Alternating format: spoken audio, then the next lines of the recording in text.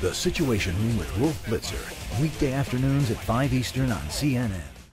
Let's talk about your $500 billion proposal to cut all this spending, including basically eliminating or restructuring the departments of housing, energy, education. A lot of people are saying it's not going to go anywhere, but give us the bottom line. What's going to happen to all these people who are going to lose their jobs?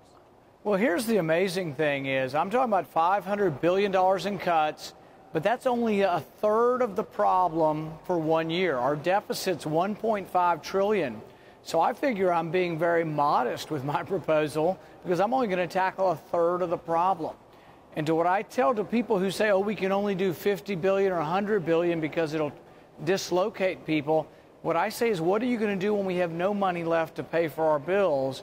And can we continue to borrow from China to pay for our operating costs? It's untenable. The Federal Reserve chairman says it's unsustainable. A lot of smart people are starting to wake up and say, we can't sustain this level of debt. Have you done a study how many people, if your plan were approved, would lose their jobs? How many federal employees? Well, I guess I look at it the opposite way. If you shrink the government sector, you expand the private sector. Right now, the government sector is spending 1 out of 4 GDP dollars. 25% of our gross domestic product is being spent by government. I want to reduce that percentage, but that allows the private sector to grow and more private sector jobs to be created. Because our little ballpark estimate based on your proposals, about 100,000 people would be out of work if these programs that you recommend be killed actually were approved. That's a lot of people who would lose their jobs. Well, the other thing is $500 billion that's being borrowed from China wouldn't have to be borrowed from China. What I'm concerned about, and I admit it won't be easy, but what I'm concerned about, if we do nothing, if we coast along as we've been coasting, entitlements and interest will consume the whole debt within a decade, will consume the whole budget. There'll be nothing left for anything else. What my fear is we could have a precipitous calamity where nobody gets any checks from government, Social Security fails, Medicare fails, unless we start making the tough decisions now. And where I'm different than some in Washington is I'm willing to stand up and say, these are tough decisions. They're not easy, but I'm going to propose a solution before we have a calamity. You're basically, though, not touching at least very much Medicare, Medicaid, Social Security, or defense for that matter, are you?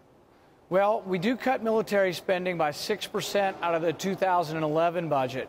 And I think that is the only compromise that will ever balance the budget or get us out of our debt problems, is conservatives have to be willing to give up some military spending and liberals have to be willing to give up some welfare spending. When those two get together, then we can cut spending enough to really have a serious impact. You want to end all foreign aid as well, is that right?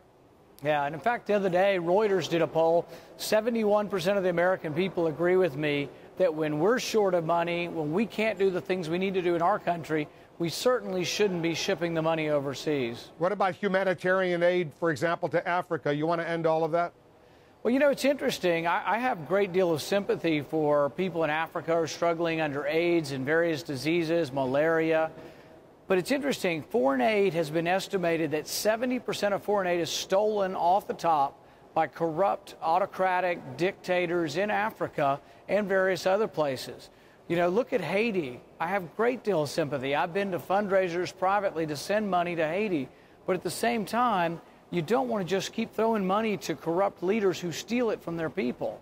Look at Zimbabwe, where the money is stolen by the leader. They don't have running water and electricity in most of the country, but they've got rubies and diamonds and leaders who live in mansions bigger than anyone in the world.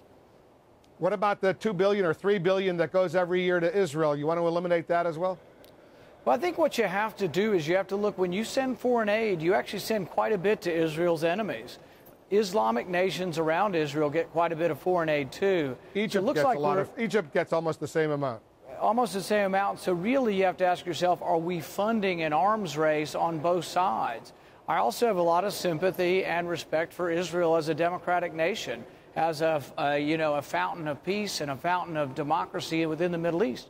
But at the same time, I don't think funding both sides of an arm race, particularly when we've got to borrow the money from China to send it to someone else, We just can't do it anymore. The debt is all-consuming, and it threatens our well-being as a country. All right, so just to be precise, end all foreign aid, including the foreign aid to Israel as well. Is that right?